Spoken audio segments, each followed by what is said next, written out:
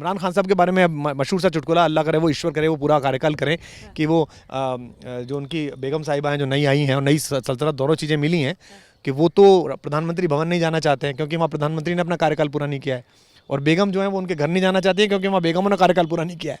तो ईश्वर करे कि दोनों कार्यकाल अपना पूरा करें और वो हमारे प्रधानमंत्री जी मोदी जी जो हैं उनसे बात करके दोनों ये कहें कि भाई ये इलाका आपका, ये इलाका हमारा, और हम कम से कम अगले 10 साल 20 साल एक दूसरे पर गोला नहीं फेंकेंगे।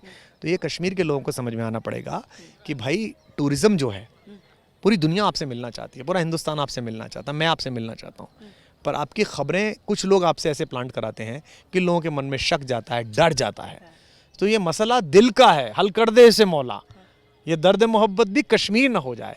तो ये हमारे दिल का मसला है। आप मुझे गालियाँ दीजिए, आप कहिए कि खुद मुख्तियारी मुझे नहीं मिली, आप कहिए बिहार के लोग नाराज़ नहीं थे, प्रधानमंत्री से नाराज़ थे।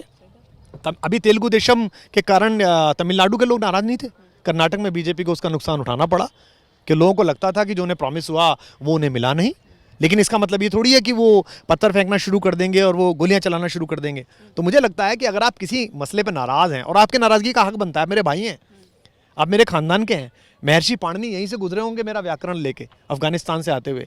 मेरे परिवार की हमारे परिवार में शादी हुई धृतराष्ट्र की, तो हमारी वो माँ गांधारी आपके थोड़े पार से ही थी, यहीं से आए होगी वो बारात, यहीं से गई होगी। इस पूरे इलाके में मेरे पूर्वजों के पदचिन्ह हैं। यहाँ ये मतलब अल्लाह रखा खां साहब का तबला यहीं से गूंजा है। आज पूरी दुनिया में जाकिर हुसैन साहब तबला बजा रहे हैं, लेकिन उसकी थाप जो है, जो उसका जो मसाला जिसे कहते हैं, जो ऊपर लगता है, जिसपे घुमक आती है, वो घुमक तो कश्मीर की है।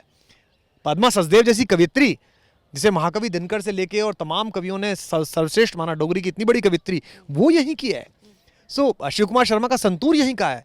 तो कितनी आपसे मेरी रिश्तेदारी है, आप मेरे भाई हैं, हम लड़ेंगे मरेंगे, एक दूसरे को गालियां बकेंगे, लेकिन हमें कोई अलग नहीं कर सकता। भाई किसने आपको ये बता दिया है? सो एक बहुत छोटी सी जमात है, कुछ लोगों के वेस्टेड इंटरेस्ट हैं, वो दिल्ली में भी हैं और वो श्रीनगर में भी। अगर मैं ये कहूँ कि वो सिर्फ श्रीनगर में है तो मैं झूठा हूँ। वो दिल्ली में भी हैं, वो इस्लामाबाद में भी हैं, वो न्यूयॉर्क में भी हैं, और इनको अवाम को समझना पड़ेगा, दोनों तरफ के अवाम को। मैं ये मानता हूँ कि चाहे राम हो जो अयोध्या से रामेश्वरम तक गए, चाहे सल्लल्लाहु अलैहि वसल्लम हुजूर मोहम्मद साहब हों, चाहे दशमेश पिता गुरु गोविंद सिंह जी हों, ये परमात्मा की अनुकृतियाँ तो हैं ही, ये ग्रेट लीडर्स भी हैं, ये बहुत बड़े नायक भी हैं।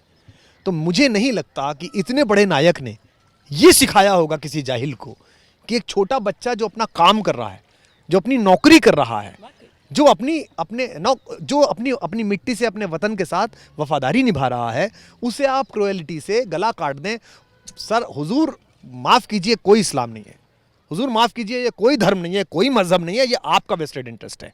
आपके आका बैठे हुए हैं, वो आपको डॉलर्स में पैसे देते हैं, वो आपको रुपया देते हैं, आपके बच्चे दुबई पढ़ते हैं, आपके बच्चे MBBS अमेरिका से करते हैं, आप सुरक्षित रहते हो। आपका मैक्सिमम क्या होता है? नज़रबंदी हो जाती है उस दिन आपकी।